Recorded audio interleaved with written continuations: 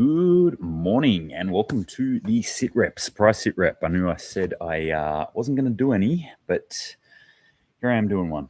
I am in Sweden, currently doing a course I just finished a course in forging knives and axes. Next week I'll be doing traditional timber frame building at Grangeforge Bruk in Sweden. Good times here, but obviously takes up a lot of my time, and I haven't had the ability to get stable internet. So this is the first time that I've found a place that actually has some stable internet. So I'm going to try and bang out a SitRep whilst I can. So I'll probably do one today, maybe one tomorrow. Then all next week I'll be busy. I'll try and get posts up whenever I can, but I can't guarantee anything. I did just drop another video on YouTube as well. I think it's processing at the moment. A more high quality video on my grab bag gear. So those who watched the previous video where I went out for a walk at like 2 in the morning or whatever it was, and I took that little pack with me. Well, this is me pulling apart that pack, and it's got everything in that pack that some people were asking about. So now you know what I carry in my little get home bag. So check that one out when you get the chance. G'day, Reagan. It's good to be back. I've sort of been like looking at the news stories coming in and going, oh, that's a good one. And then it passes. So I haven't been able to chat about this to anyone. Not a lot of people want to talk about this kind of stuff here in Sweden. Funnily enough, though, what's the situation like in here in Europe? Same sort of stuff that's happening in Australia. And I imagine the US. Inflation is big on people's minds here. A lot of people talking about that. I'm more north in Sweden, so it's a little more relaxed, a little more rural. I'll be heading down into Stockholm later next week, or sort of the following week. So I'll see what the vibe is there, but it's definitely, you can see it on people's minds a little bit. There's this looming specter of this Russian sort of thing. I don't think anyone believes anything's going to happen. But interestingly, the situation here in Sweden is they're very aware that or the average person that I've talked to, at least the handful of people that I've been talking to and brought up the subject, they're very aware that their own ability to defend their country is almost nil. They do not have faith in their own military, and they say that their military has been continually shrinking for a number of years now. And now that there is an actual threat at their door, they are kind of stuck out there. So they're very much looking at that whole NATO thing. They're very much pushing towards that. The people I've talked to, at least, are very much pushing towards the whole NATO sort of thing. And Finland, oddly enough, they're saying, oh, hopefully Finland can come and help us out if anything goes wrong, and maybe Norway as well. But Sweden, not so much on the self-defense side. Also, apologies if you can hear kind of rumbling in the background. There's just, I have to do this outdoors. This is the only good internet that I could find. And there's a river just over here. So if you can hear like a in the background, especially if you're listening to this on the podcast version, then that's what that is. It's not the tinnitus. I mean, I hear this all the time anyway. This is sound. It's just my tinnitus. All right, let's jump into the news today. Some of this is from a few days ago, like 4 or 5 days ago. Some of this is from this morning. So some of it might not be applicable anymore, but I'll just punch through it anyway and see what we got. German farmers are cutting losses, and in other places in the EU as well, are cutting losses and just cutting corn down to salvage what they can from the drought-damaged corn crop. They're talking about incalculable losses at this stage. Not a great situation there for Germany and for the rest of Europe. They're obviously pretty worried about it. I will say up here though, things are lush. Like everything's growing. There's food growing. Everything seems pretty normal and stable. People aren't really talking about bad weather up in Scandinavia, at least not to me. Could be happening. I don't know. Usually, there's an account called Hoset John, who is in Norway, and he farms in Norway. So if he's listening to this later on, maybe he can send me a message and tell me how he's going. California's farmland rapidly turns to dust amid water crisis. So the big drought that's happening throughout western US at the moment is obviously having a large effect on their ability to grow food, is turning things into a dust bowl. Last time this happened, the Great Depression. Last time this happened on a large scale, there has been smaller droughts and dust bowl type activity, like not dust bowl, but drying out of farmland, of arable farmland before in the US. But the last time it happened in a large scale was the Great Depression. That was called the Dust Bowl, being that bowl where they grow their kind of wheat belt, I guess they'd call it, or corn belt or wheat growing areas, turned to dust. Wind picked up, had massive dust storms. Maybe we're heading back there. It certainly seems like a number of factors are conspiring to push us back into some sort of Great Depression type era. Food wise as well, there's another couple of stories on food. Where do I have them? I didn't go through and organize things this morning. Here. The US Drought Monitor has declared a flash drought in Texas, Oklahoma, Missouri, and Massachusetts. So for any of those people who know their geography of the US very well, Oklahoma, Texas, Missouri a little bit, Massachusetts very far away. So it's not like, oh, it's just these 4 states. This is like states in very different areas of the world, of the US, sorry. On top of this, 94% of Texas is suffering from drought conditions this week. The US Virgin Islands are experiencing major crop losses, widespread water shortages, and vegetation is severely distressed. 20% of Indiana crops are listed as either poor or very poor condition. And much of Massachusetts is under severe drought. Massachusetts is up in the northeastern corner of the US. So pretty interesting. Like usually more thought of as green, cold in winter, obviously, but lushish, and certainly tending towards that colder climate. So now that they're in drought conditions, that's quite interesting to see. On top of those drought conditions, I've got another very interesting story coming out of Los Angeles, where water cops patrol drought-stricken Los Angeles, searching for violators. Yet another great. Obviously, I don't pay taxes in the US. I don't live in the US. I'm not a US citizen.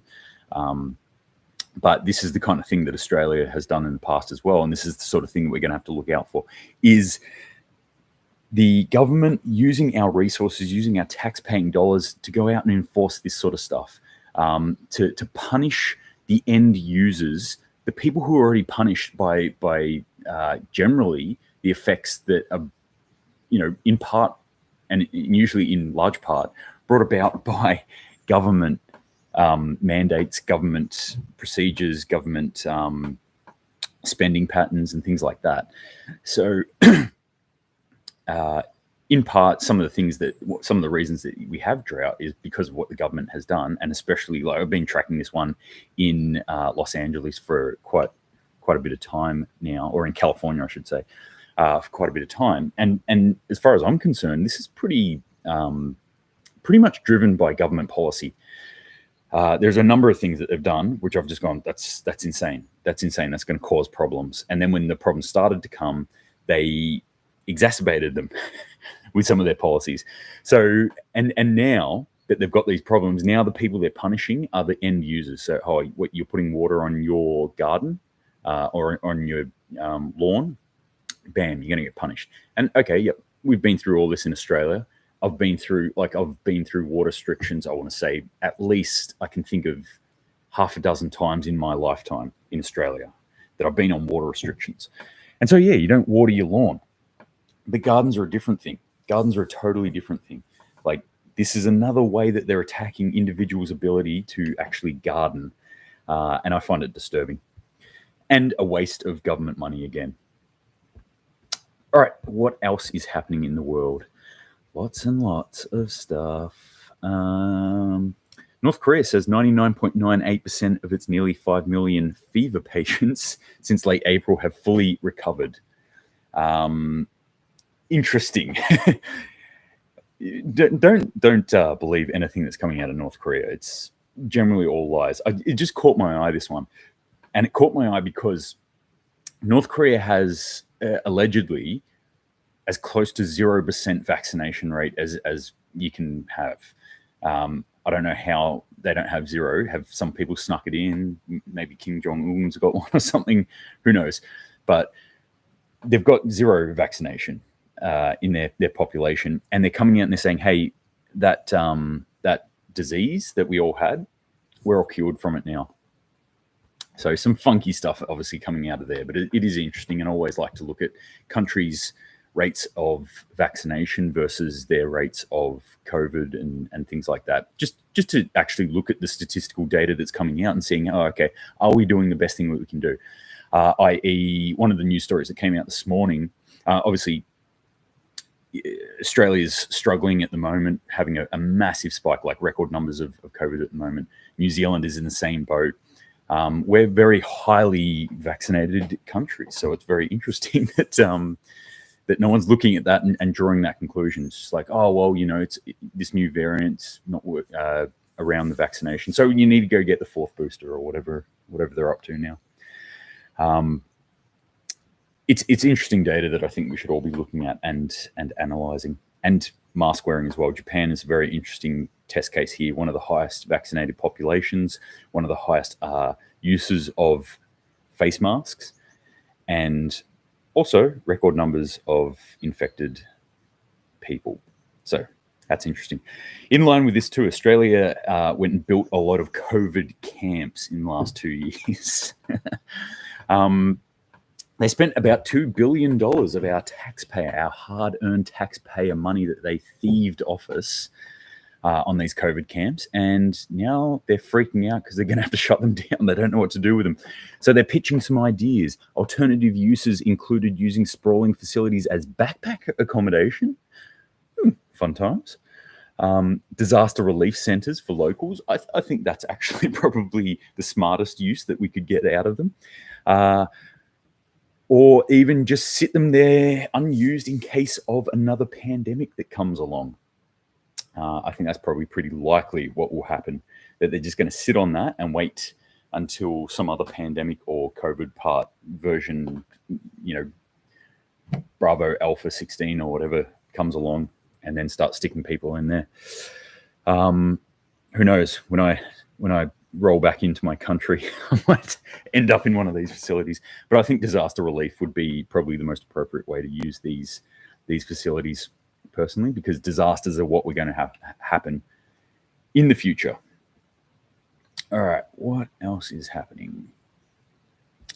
That's all boring.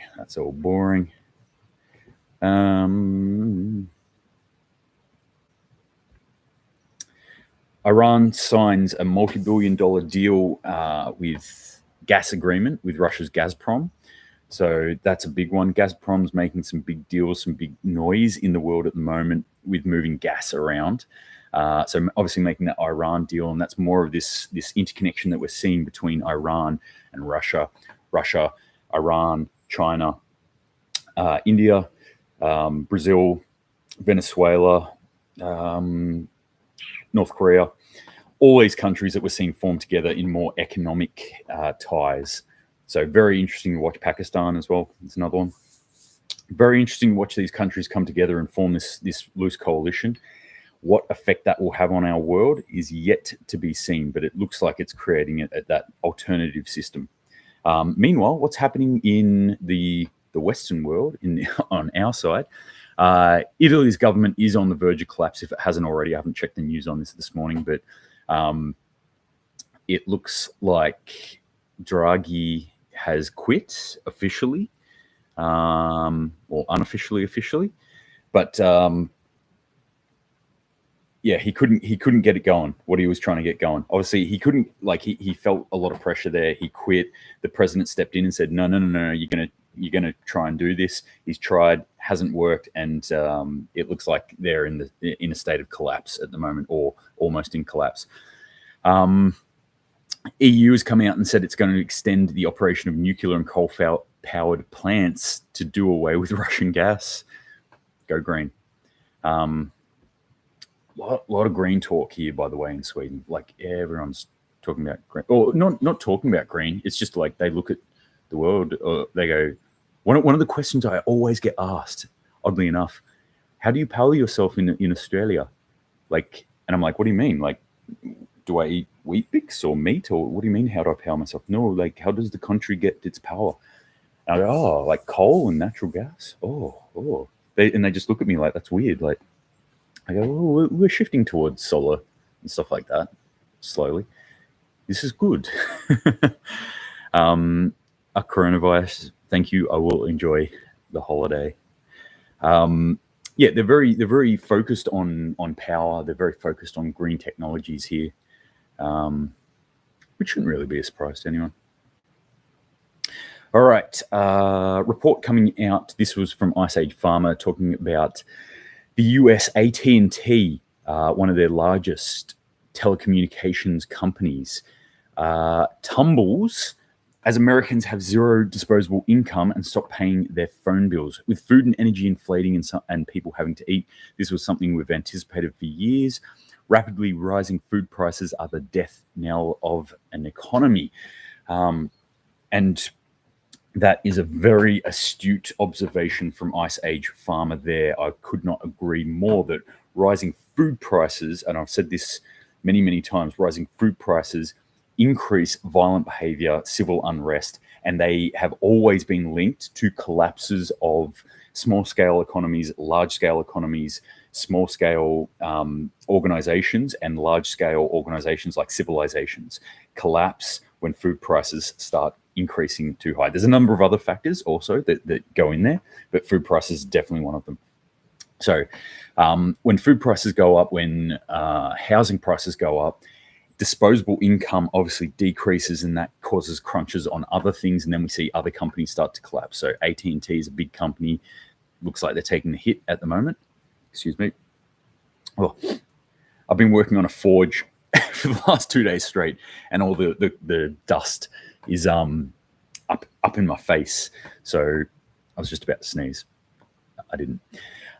Europe industry comes screeching to a halt. Zinc and aluminium, or aluminum, if you're one of my US brethren. Aluminum production cut in half. This is obviously a number of reasons why this is happening, but this whole push for the green technologies in Europe at the moment is really driving this sort of stuff. Aluminium and zinc, I'm not going to go into it. So super important. Like all industry.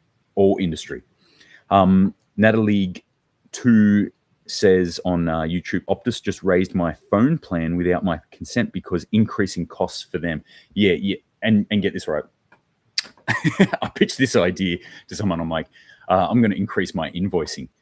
And they're like, well, we can't. We're in a recession at the moment. Like, it doesn't make sense for you to increase your invoicing. Like, everything's costing more. And I'm like, yeah, everything's costing more, as in costing me more. I'm going to have to start charging more. So this is really interesting thing to watch. Like, watch how things are increasing at the moment. CPI, all this sort of stuff, phone bills, rent, food, blah, blah, blah, blah, petrol.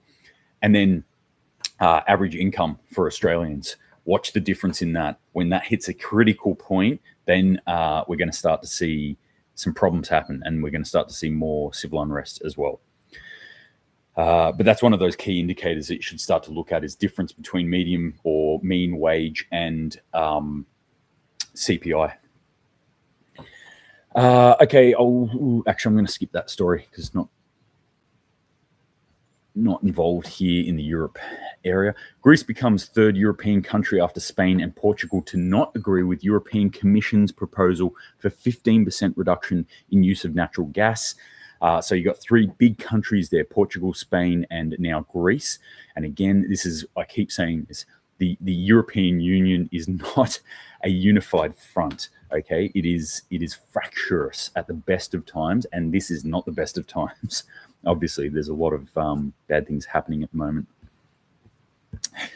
I'm going to finish off with some weather effects, but I'm just going to quickly talk some protests that were happening in Baghdad over, at the Turkish embassy over a deadly shelling of a resort in Doha.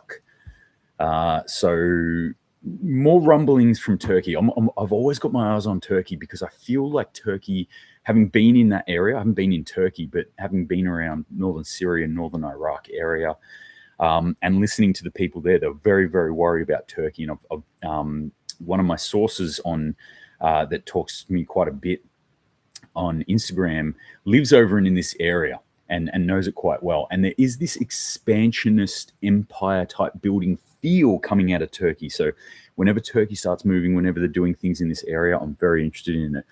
This could be a shift in that whole geopolitical balance within that area. Turkey certainly has the ability to make some very big moves in that space. All right, there was a report that came out of China deploying tanks to prevent people from withdrawing money from crisis-hit banks. And so there was a video that came out, tanks in the street, Tiananmen Square style images, apparently, and it said like, yeah, people are trying to get money out of this bank here in this building, and they can't, and they've sent the military in to quell rioting. So I talked about this earlier, maybe a week or so ago, that this Chinese bank just sort of stopped. They said, no, people can't take money out because they were freaking out about the bank collapsing. So they tried to do a run on the bank. The bank said, no, people can't take their money out. People were freaking out even more. Intermingle this with the mortgage crisis that they're having over there at China at the moment, where people are refusing to pay their mortgage anymore. And that's on this end of it, and that's affecting banks, and banks collapsing. People want to run on the banks. Banks have stopped giving money. So a lot of rioting going on.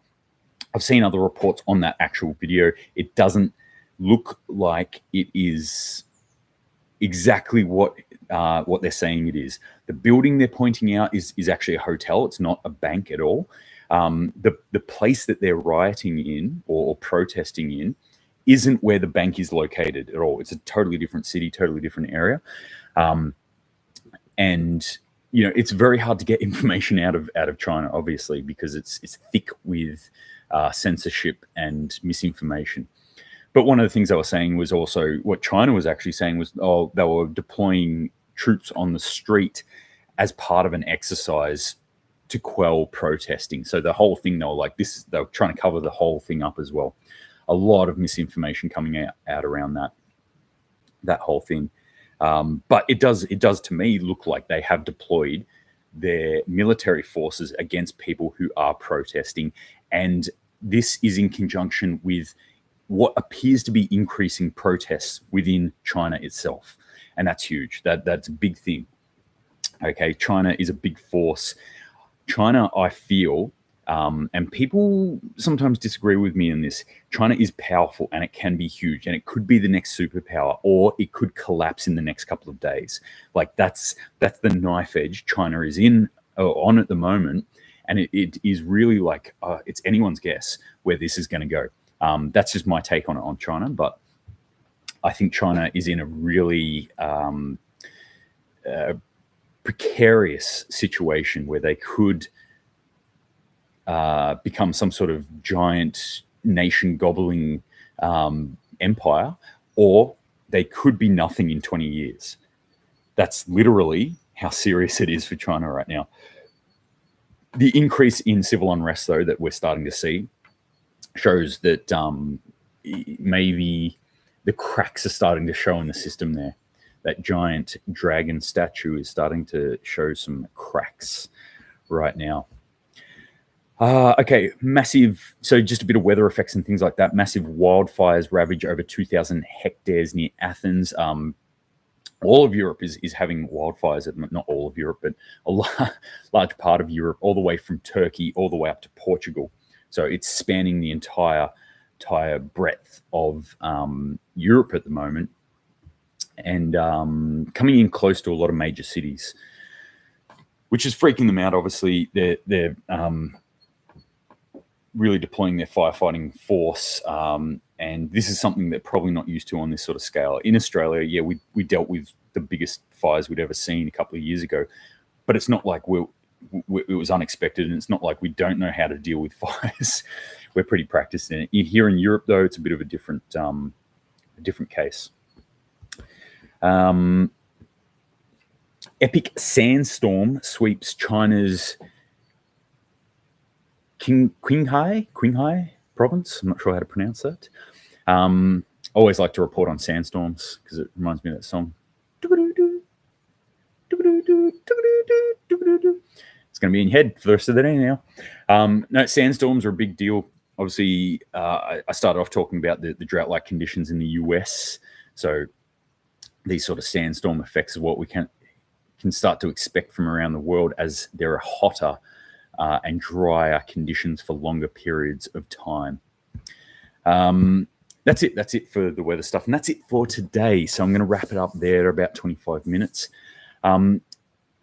Sort of short and sweet and discombobulated this morning because I only just found this space where I could actually do something like this.